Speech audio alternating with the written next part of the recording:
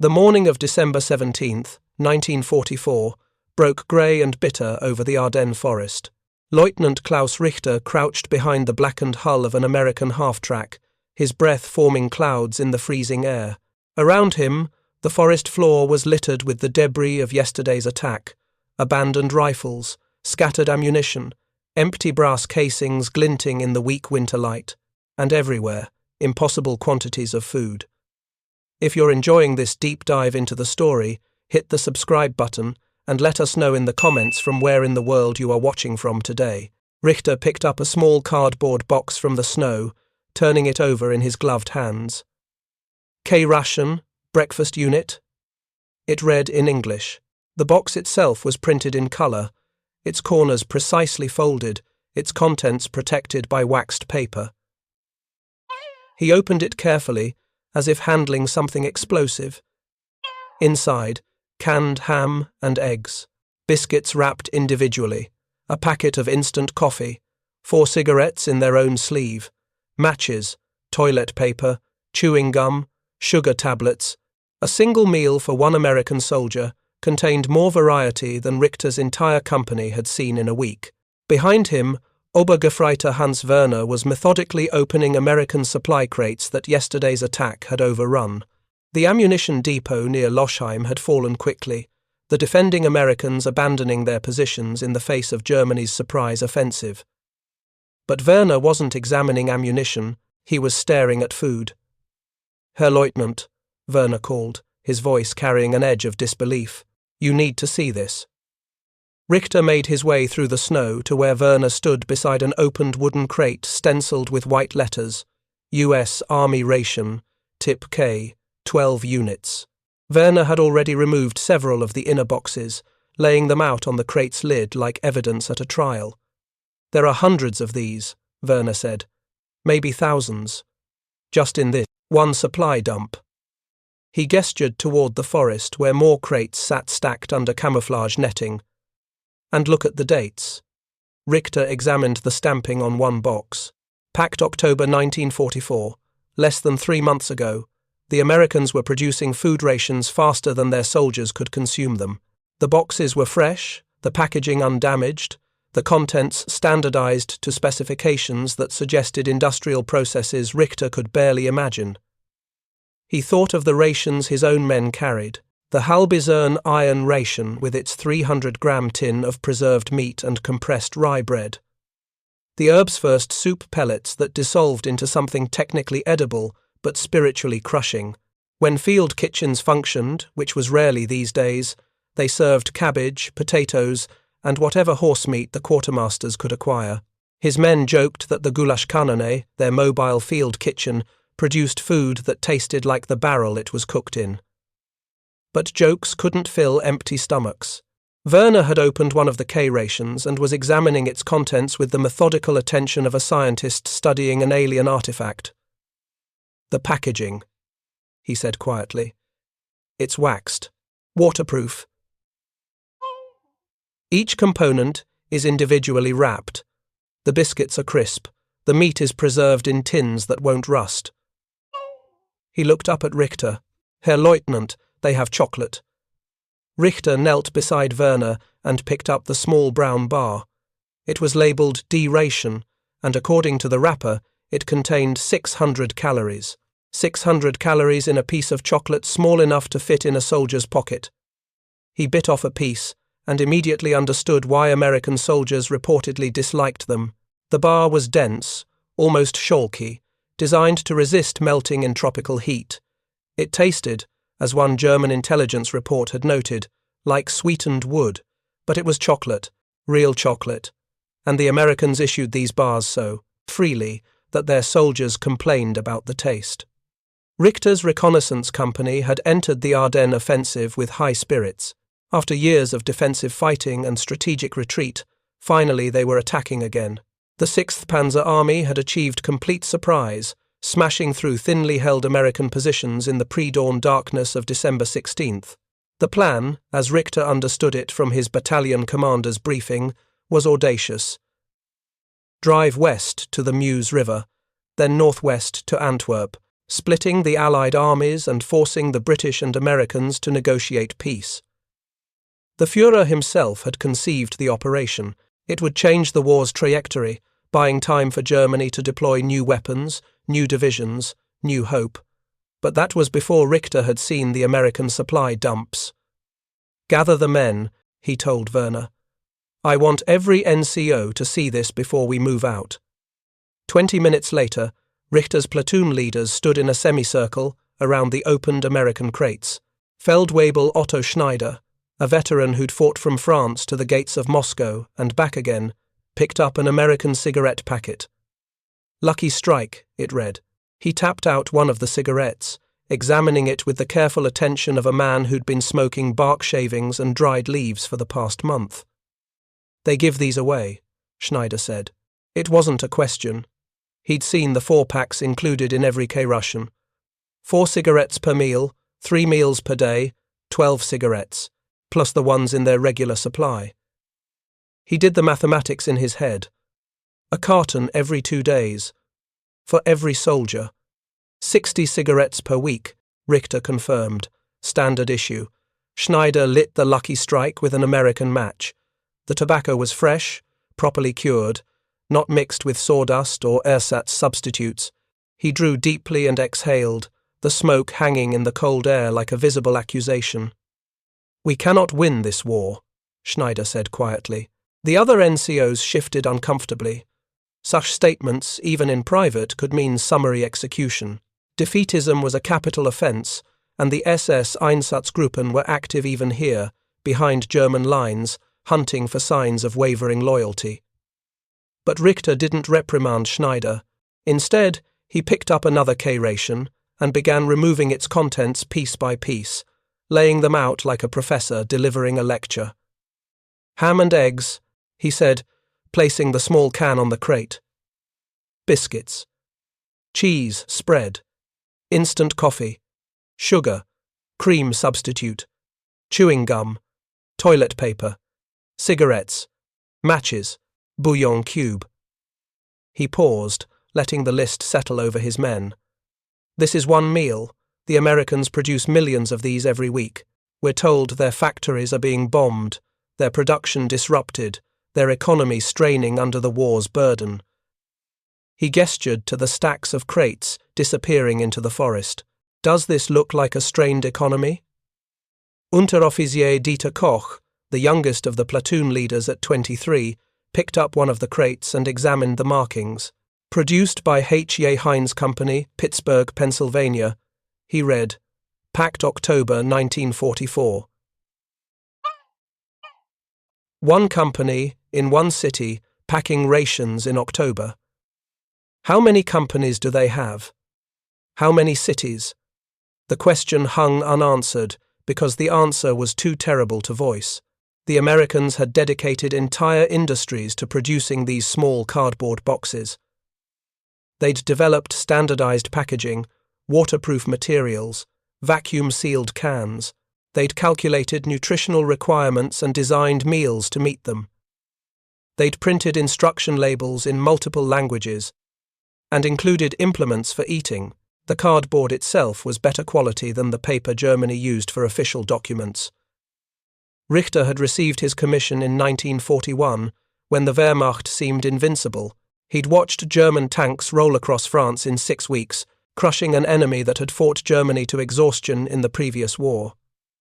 He'd seen German infantry march through Yugoslavia and Greece, like tourists on holiday.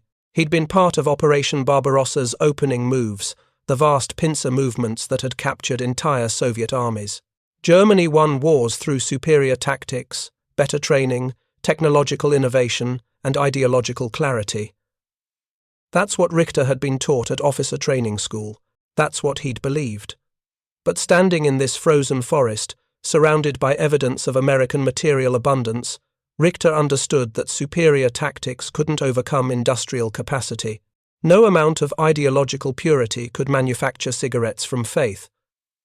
The war wasn't being decided by courage or by military brilliance. It was being decided in factories in Pittsburgh and Detroit, in steel mills and automobile plants, in agricultural regions that produced surplus food, while simultaneously sending millions of men to fight. "Pack what we can carry," Richter told his NCOs. "Issue American rations to the men. We move out in 30 minutes. As his platoon leaders dispersed, Feldwebel Schneider remained behind. The older man had fought through the previous war as well, though he rarely spoke of it. He'd earned the Iron Cross at Verdun, been wounded twice, and mustered out in 1918, when Germany had sued for peace, despite its armies still holding foreign territory. "It's the same," Schneider said quietly. 1918, we were told we were winning. The home front collapsed first, they said. Sabotage and betrayal. But I saw the American supplies even then, Herr Leutnant. Fresh troops arriving by the hundreds of thousands. Tanks and aircraft and artillery shells that never ran out. He crushed his American cigarette under his boot. "We're not fighting an army, we're fighting an economy. And economies don't break, they just keep producing." About German wonder weapons or the Führer's strategic genius. But the words wouldn't come. Instead, he picked up a K-ration and tucked it into his pack alongside his own meagre iron ration. The two packages sat side by side, a testament to two different industrial philosophies, two different nations, two different fates. The irony was crushing. Germany had started this war convinced of its superiority, of its destiny to dominate Europe. Yet here, in a forgotten forest in Belgium, that destiny was being undone by cardboard boxes and chocolate bars. If you find this story engaging, please take a moment to subscribe and enable notifications. It helps us continue producing in-depth content like this. The advance resumed at 0900 hours. Richter's reconnaissance company moved northwest through the frozen forest, following the trail of the 5th Panzer Army's breakthrough. The sounds of battle echoed from multiple directions. Artillery rumbling like distant thunder, the sharp crack of tank guns, the staccato chatter of machine guns. The offensive was proceeding according to plan, or so the radio reports claimed. German spearheads had penetrated 30 kilometers into American lines. Entire U.S. divisions were retreating in confusion. The road to the Meuse lay open, but Richter noticed things the radio reports didn't mention. The roads were clogged with traffic, German tanks and trucks jamming the narrow forest paths in massive tailbacks that stretched for kilometers. Horses, thousands of them, pulled supply wagons and artillery pieces through the snow, their breath steaming, their hooves slipping on ice. The Wehrmacht's motorization, so praised in propaganda, was revealed as partial at best. Many divisions still depended on animal transport, just as German armies had in 1914, and everywhere abandoned American equipment. Not destroyed equipment, abandoned. Jeeps left with keys in the ignition, their fuel tanks half full, trucks loaded with supplies, ditched when their crews fled the German assault. Radio sets, medical supplies, ammunition crates all simply left behind as the Americans withdrew. The contrast was jarring. German forces scavenged every battlefield, recovering weapons, stripping dead soldiers for boots and coats, collecting brass casings to remelt. Nothing was wasted because nothing could be replaced, but the Americans retreated so quickly they didn't bother collecting their equipment. They knew more would arrive tomorrow. By mid-afternoon, Richter's company reached the outskirts of a village the Americans had occupied until yesterday. His scout team reported the town clear, abandoned without a fight. Richter ordered his men forward cautiously, weapons ready, expecting ambush or booby traps. What they found instead was an American field headquarters, evacuated so hastily that files still lay open on desks, maps pinned to walls, equipment humming with electrical power from a generator that someone had forgotten to shut off. Richter entered what appeared to be the command post, his boots crunching on broken glass. The room smelled of coffee, real coffee, not the acorn and chicory substitute that Germans called coffee. A pot still sat on an electric hot plate, its contents burnt to sludge after hours of unattended heating. Lieutenant Werner joined him, carrying a stack of American paperwork. Supply, requisition forms, Werner explained, dated December 12th. A single company, 160 men, requisitioned the following for 1 week: 800 pounds of fresh meat, 600 pounds of potatoes, 300 pounds of flour, 200 pounds of sugar, 150 pounds of coffee, plus vegetables, fruits, milk, butter, and eggs. He looked up from the papers. More food in 1 week than our entire battalion receives in a month. Richter took the papers and scanned them. The requisition had been approved without question, processed through multiple supply echelons, each signed and stamped with bureaucratic efficiency. The Americans had supply sergeants, quartermaster corps, transportation units, an entire parallel army dedicated solely to feeding the fighting army. On the wall hung a poster, one of many propaganda pieces the Americans distributed to their troops. This one showed a confident-looking American soldier holding a rifle with bold text reading, "The best-fed army in history." Forces received 4,400 calories per day in combat conditions, balanced for nutrition, packaged for freshness, and delivered regardless of location. 4,400 calories. Richter's men were supposed to receive 3,000 calories per day according to German regulations, but in practice received perhaps 2,000, often less. During the autumn fighting, his company had gone days surviving on Erbsfurst soup pellets and whatever they could forage from abandoned Belgian farmhouses. Feldwebel Schneider appeared in the doorway, his expression grim. "Herr Leutnant, you should see the mess tent."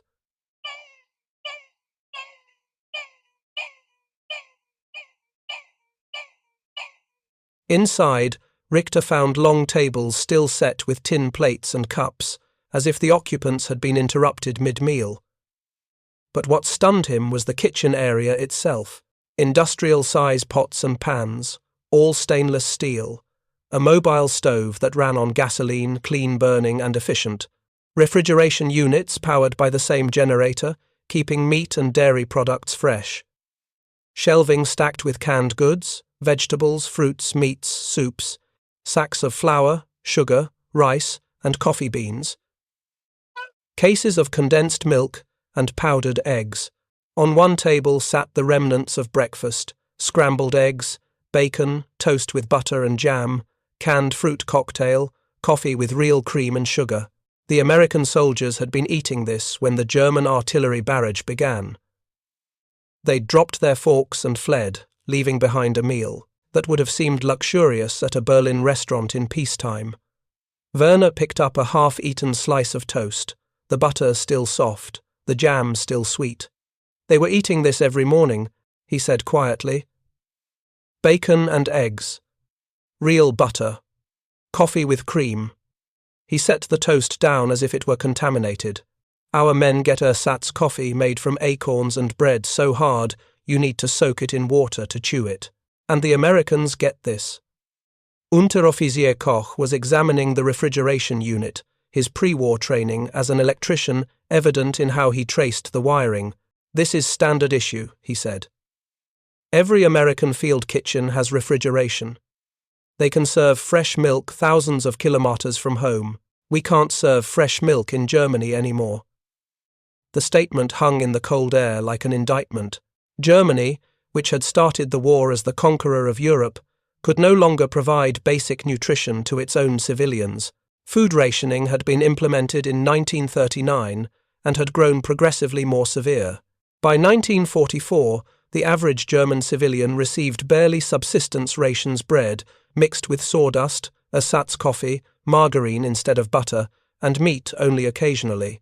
Meanwhile, the Americans were shipping refrigerated food across the Atlantic Ocean to feed soldiers fighting in European forests. "Load what we can transport," Richter ordered. "Priority to coffee, sugar, and tinned goods.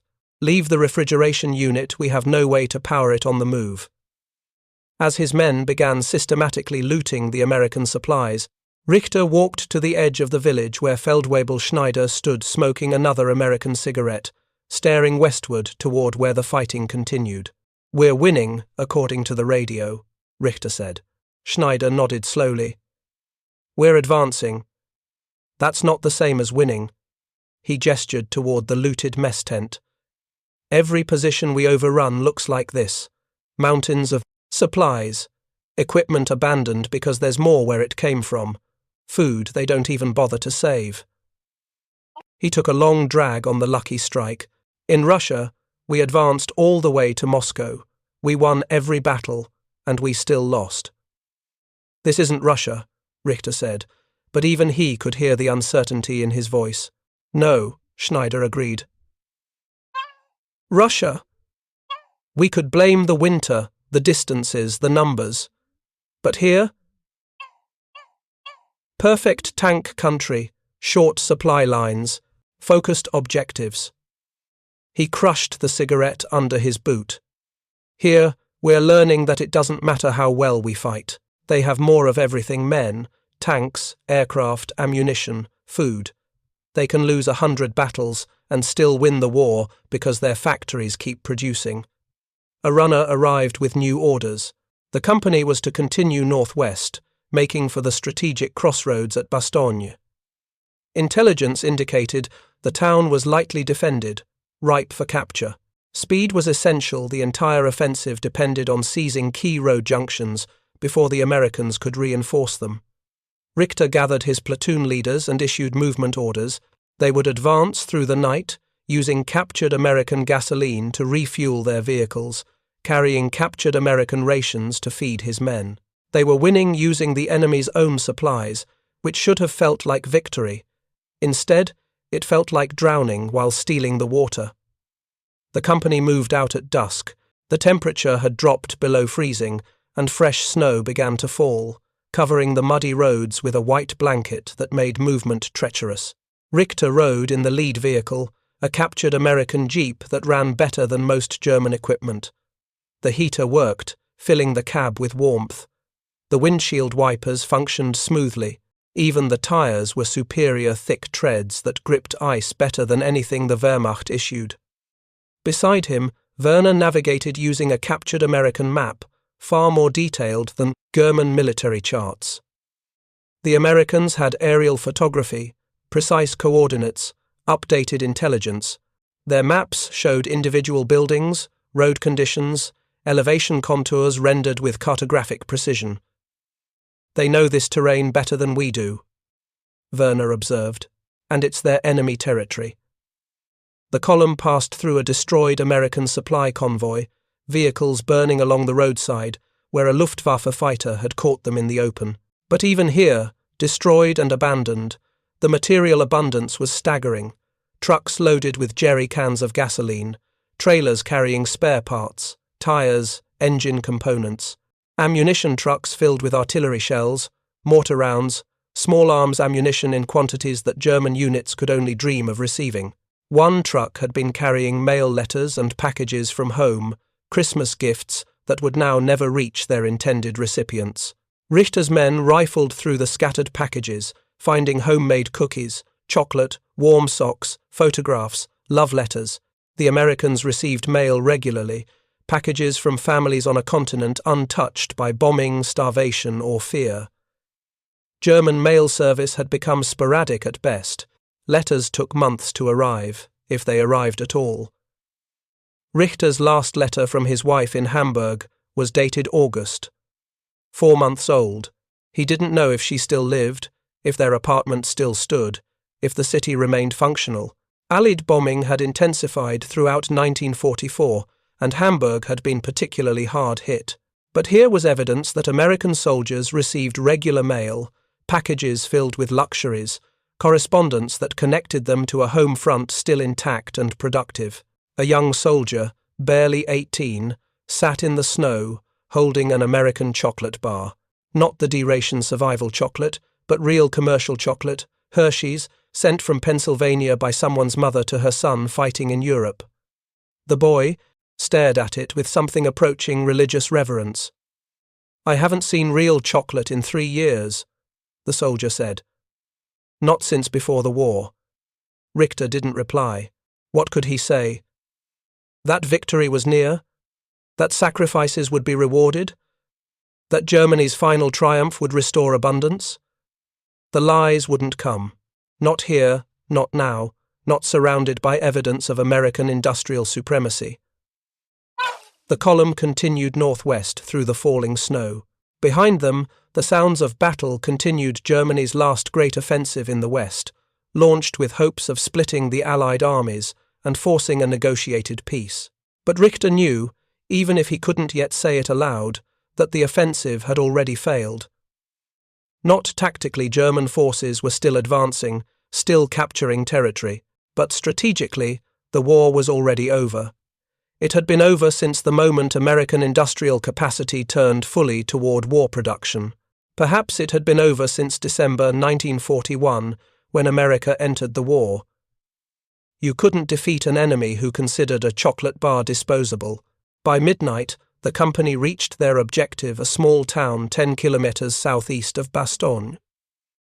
The Americans had pulled back, yielding ground rather than being encircled. Richter established defensive positions and posted sentries, knowing that daylight would bring American counterattacks, supported by artillery and aircraft. His men distributed the captured American rations, and for the first time in months, ate a meal that resembled proper food. The K-rations weren't gourmet cuisine, but they were filling, nutritious, and came in quantities sufficient to actually satisfy hunger rather than simply stave off starvation. Richter ate mechanically, tasting nothing.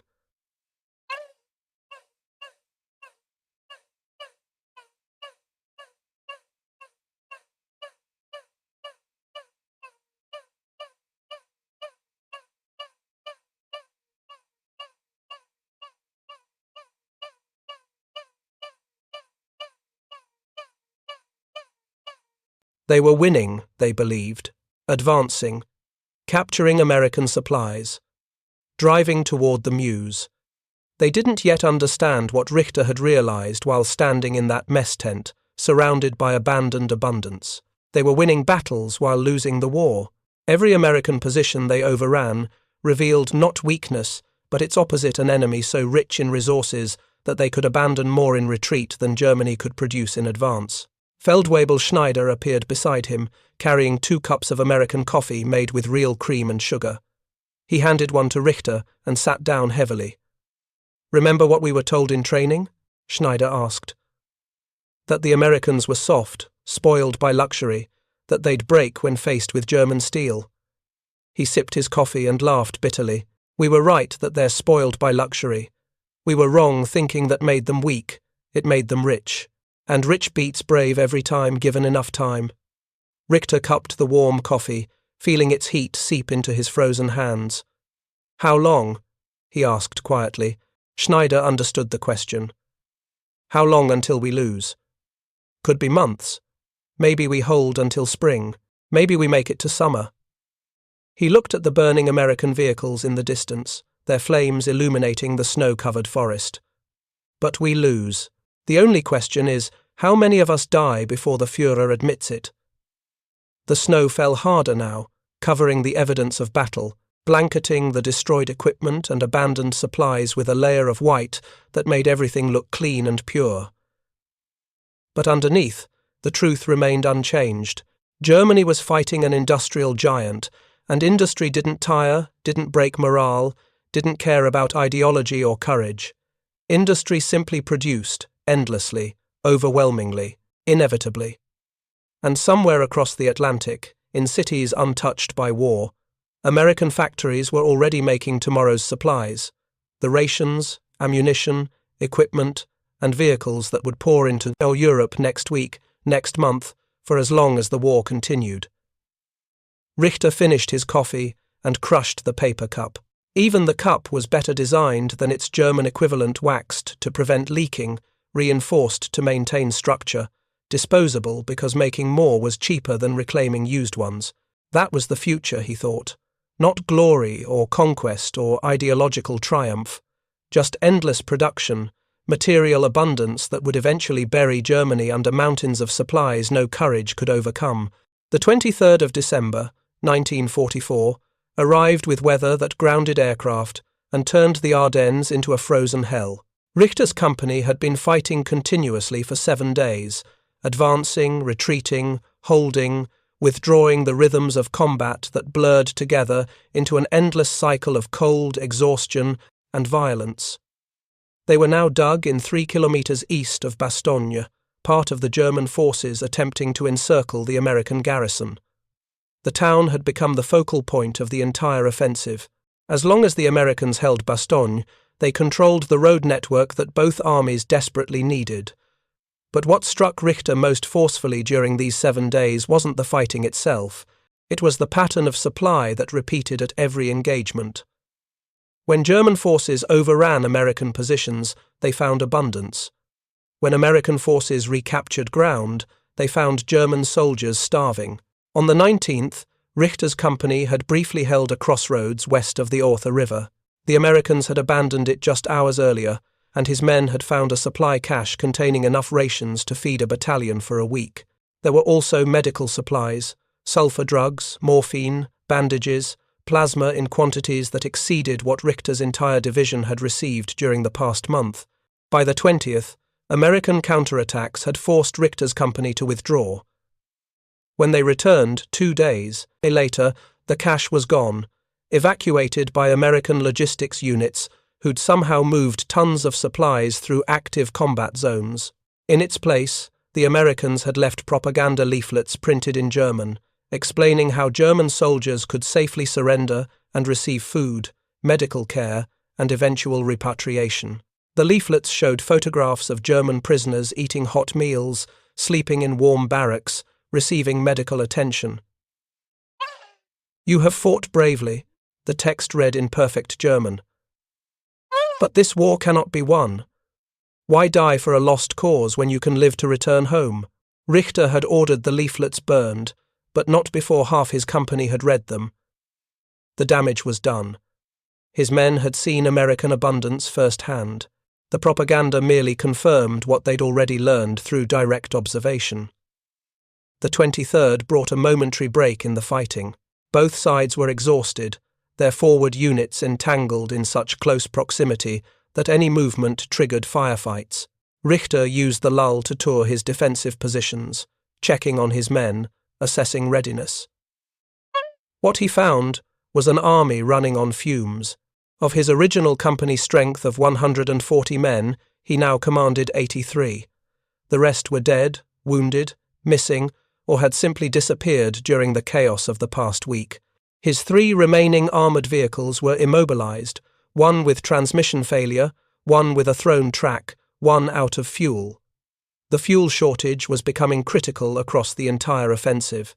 German logistics had failed to keep pace with the advance, and the much-anticipated capture of American fuel depots had largely failed as U.S. forces evacuated or burned their supplies rather than let them fall into German hands. His men were surviving on captured American rations, supplemented with whatever they could scavenge. The irony was crushing a German offensive sustained by American logistics. Richter found Unteroffizier Koch in a foxhole, using an American cigarette lighter to heat a can of American beef stew. The young officer looked up as Richter approached, his face gaunt, his eyes hollow from exhaustion, and something else, disillusionment perhaps, or the dawning recognition of inevitable defeat. "We're eating better than we have in months," Koch said. "American rations for breakfast, lunch and dinner, coffee with real sugar, chocolate bars, cigarettes." He stirred the heating stew. "Strange, isn't it? We're defeating ourselves with their leftovers." Richter settled into the foxhole beside him. Above, the sky remained overcast, the weather that had grounded Allied aircraft showing no signs of breaking. That was the only advantage Germany still held a temporary window when American air superiority couldn't be brought to bear. If you find this story engaging, please take a moment to subscribe and enable notifications. It helps us continue producing in-depth content like this. "Have you noticed the pattern?" Koch continued. "Every position we take, we find supplies. Every position we lose, we leave nothing behind because we have nothing to leave. The Americans retreat and come back stronger. We advance and grow weaker." He spooned some of the hot stew into his mouth.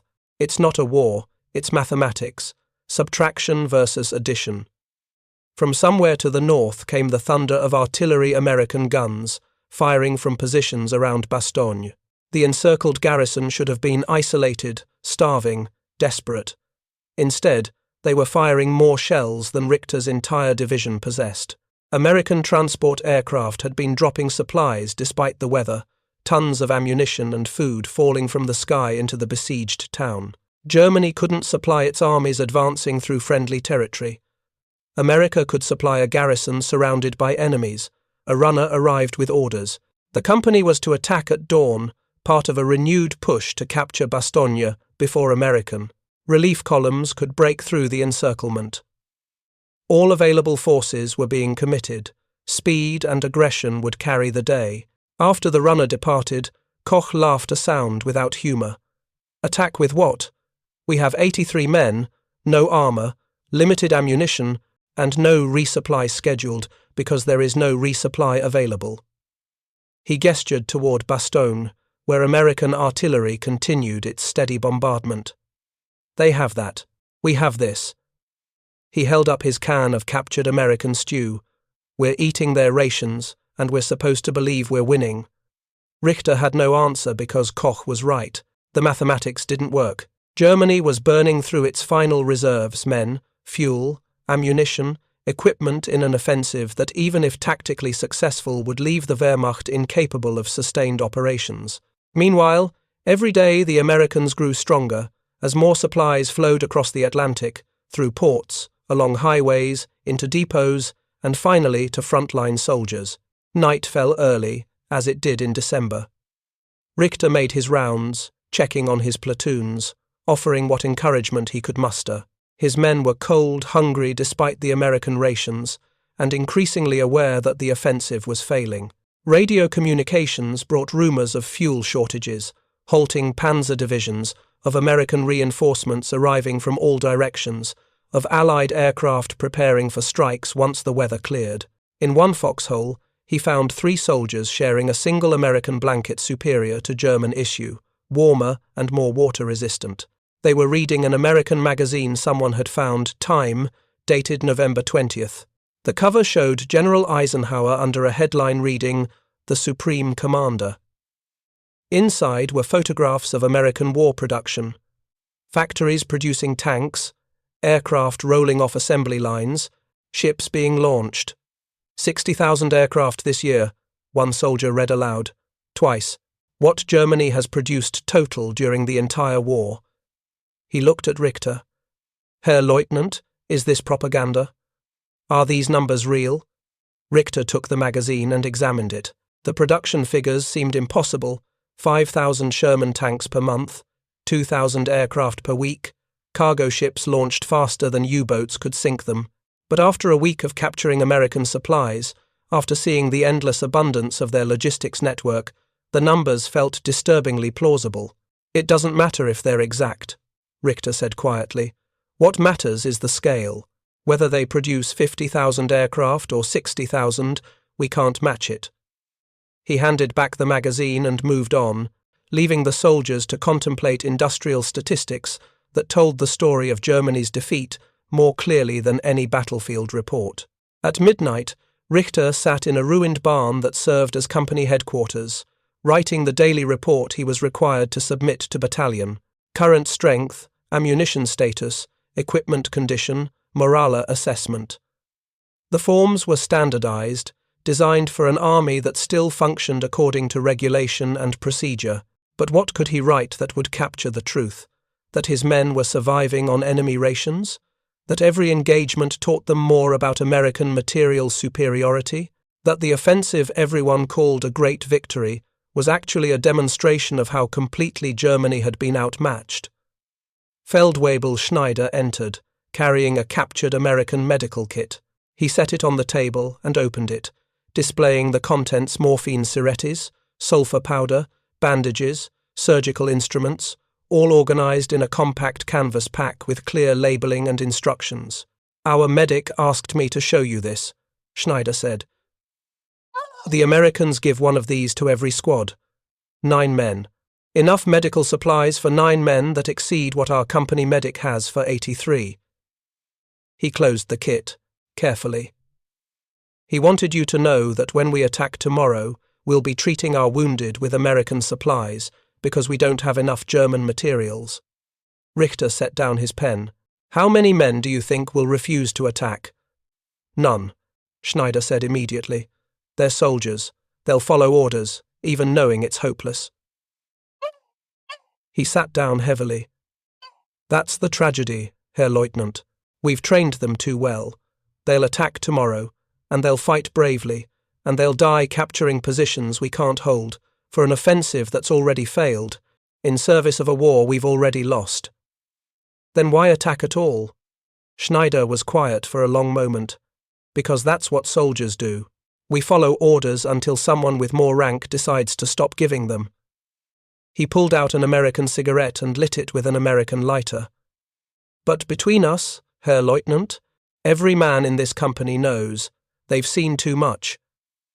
The Americans will run out of Europe before they run out of supplies, and will run out of soldiers long before that.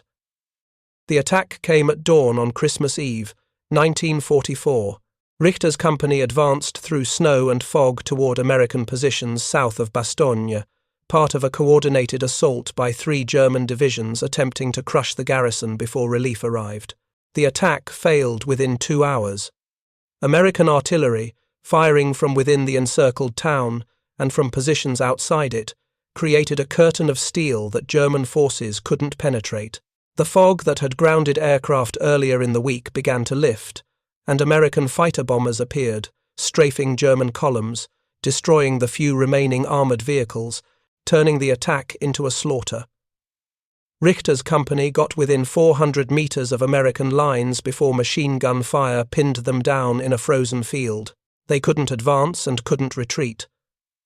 For 3 hours they lay in the snow as artillery bracketed their position, American shells falling with precision that spoke to aerial observation and coordinated fire control. When American infantry counterattacked that afternoon, supported by Sherman tanks, Richter's position became untenable. He ordered withdrawal, and what remained of his company scattered back toward German lines, leaving their dead behind in the snow.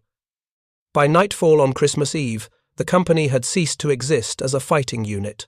Of the 83 men who'd begun the attack, 32 remained. The rest were dead, wounded and captured, or lost in the chaos of retreat. Richter himself was wounded shrapnel in his left shoulder, painful but not life-threatening.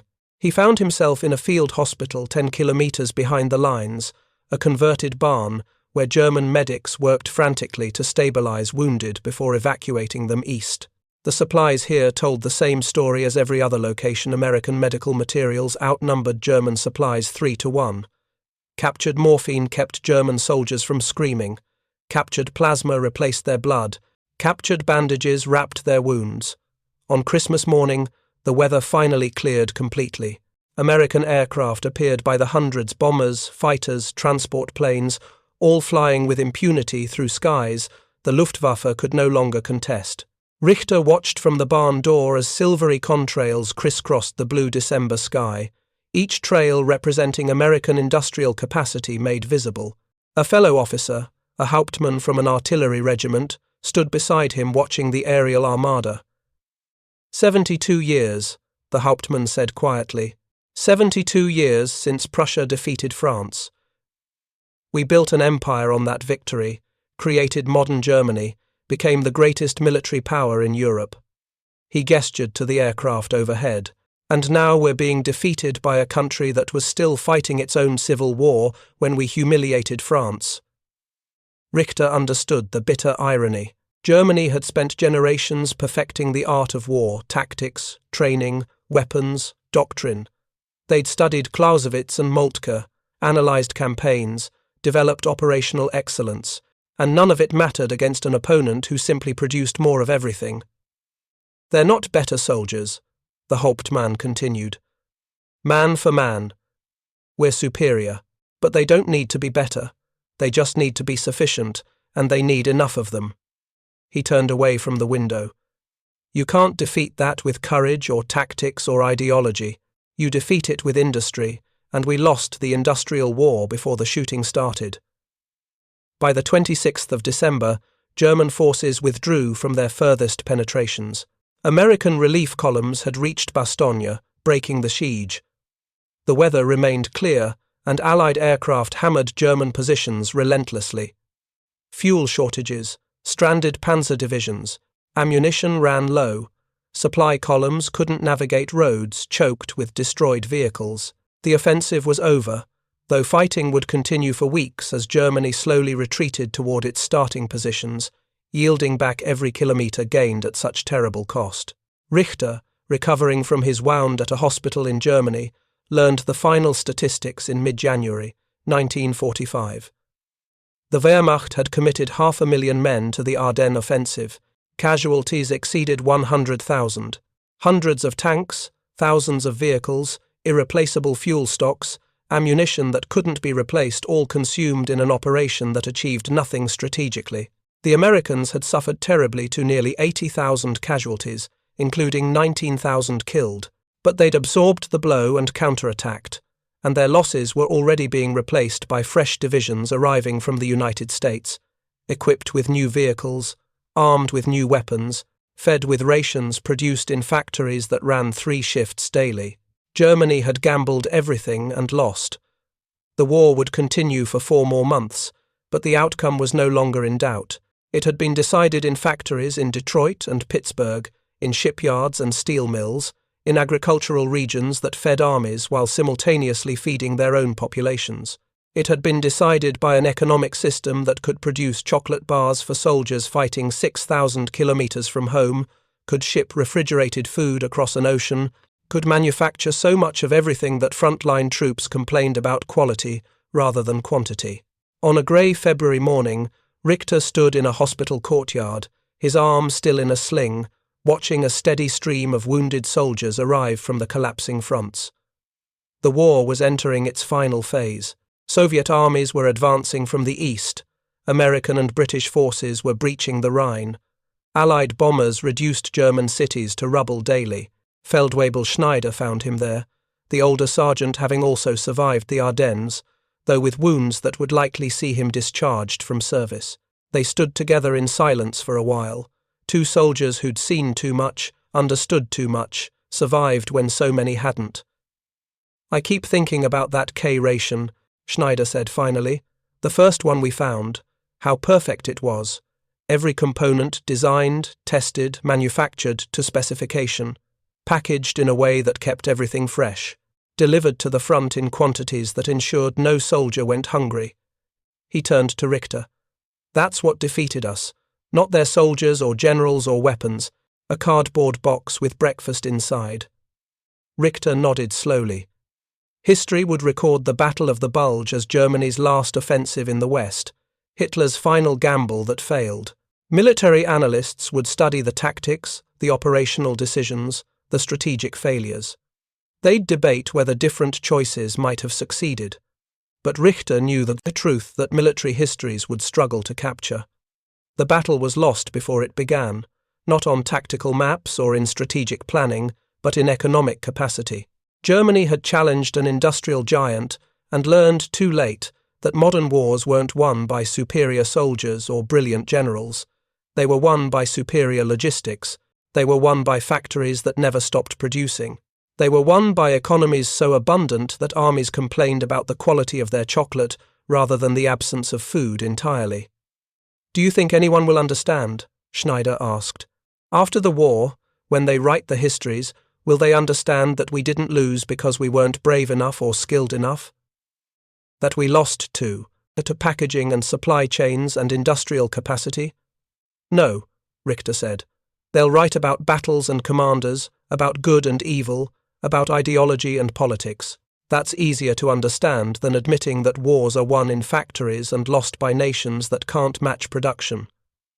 A truck arrived carrying more wounded, and orderlies rushed to unload stretchers.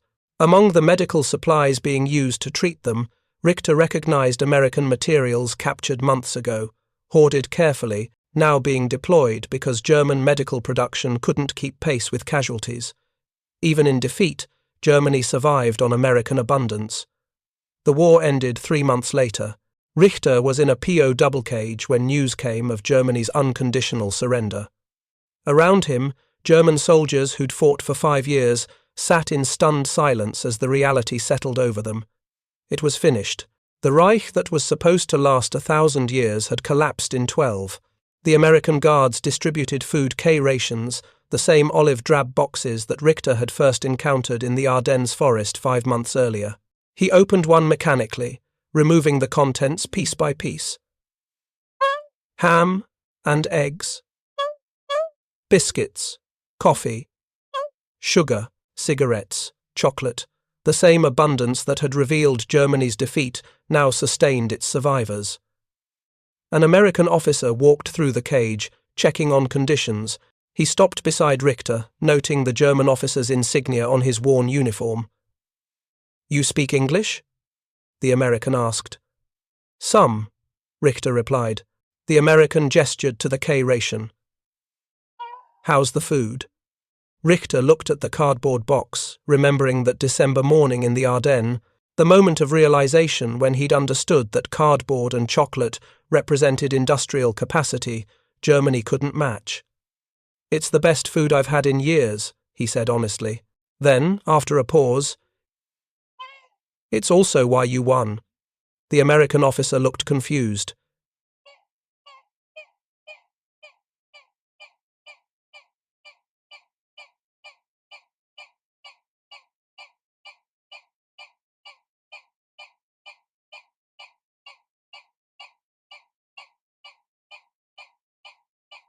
The factories that made them, the logistics that delivered them, the economy that produced so much that soldiers could afford to complain about taste. He set down the ration box. "We were fighting you with courage and tactics. You were fighting us with industry. It was never a fair fight." The American was quiet for a moment, then nodded slowly. "My brother works in a factory in Ohio, makes ration boxes, never fired a shot, never wore a uniform. But yeah, I guess you could say he helped win the war." After the officer moved on, Richter sat with his K-ration, watching other prisoners eat their first proper meal in weeks. Around them, American soldiers went about their duties with casual efficiency, confident in their victory, unaware that their true weapon wasn't courage or technology. It was abundance. The post-war years would bring many revelations about the conflict, the industrial statistics, the production figures, the economic analyses. Historians would calculate that the United States produced more military equipment between 1941 and 1945 than all other combatants combined. They'd document that American industrial capacity exceeded the combined output of Germany, Italy, and Japan. But for Richter, the reality of America's economic dominance had been revealed in a frozen Belgian forest, through the simple observation of a cardboard box containing one soldier's breakfast. That moment of recognition that Germany was fighting an opponent who considered a chocolate bar disposable had taught him more about the war's outcome than any battle or strategic briefing. Years later, living in a reconstructed Germany, sustained by American aid through the Marshall Plan, Richter would sometimes encounter American products in German stores. Chocolate bars, canned goods, cigarettes. Each one reminded him of the Ardennes, of the lesson learned too late. Wars were won by economies, not just armies, and modern industrial economies produced abundance that no amount of courage or tactical skill could overcome. That was the truth that chocolate bars and cardboard boxes had revealed, the truth that Germany had paid for with 6 years of war and millions of lives. Thank you for watching. For more detailed historical breakdowns, check out the other videos on your screen now, and don't forget to subscribe. The K-ration box, mass-produced by the millions in American factories, packed by American workers, shipped across an ocean, and delivered to frontline soldiers regardless of where they fought. That simple cardboard box had been more decisive than any German weapon or strategy. It represented the industrial and economic foundations of American victory, foundations that Germany had never possessed and could never match. In the end, the war wasn't won by superior soldiers or brilliant commanders. It was won by the economic system that could feed its armies while simultaneously improving civilian living standards, that could produce weapons while producing consumer goods, that could fight a global war while maintaining prosperity at home. Germany had learned this lesson in the most devastating way possible. The dim cardboard box with breakfast inside had proven more powerful than ideology, more decisive than tactics, more inevitable than any military strategy could overcome. That was the truth of modern industrial warfare, and it was a truth revealed not through grand battles or dramatic moments, but through the simple observation of how thoroughly, completely, and overwhelmingly one side could supply its forces with basic necessities while the other slowly starved. The war had been lost in German factories before it was ever fought on German battlefields. The K-ration was simply the messenger that delivered this terrible news to soldiers who'd believed courage and skill would be sufficient. They had been wrong, and the price of that wrongness was measured not just in territory lost or battles defeated, but in the recognition seen clearly in the Ardennes Forest that December morning that they'd been fighting an unwinnable war from its very beginning. Thank you for watching. For more detailed historical breakdowns, check out the other videos on your screen now, and don't forget to subscribe.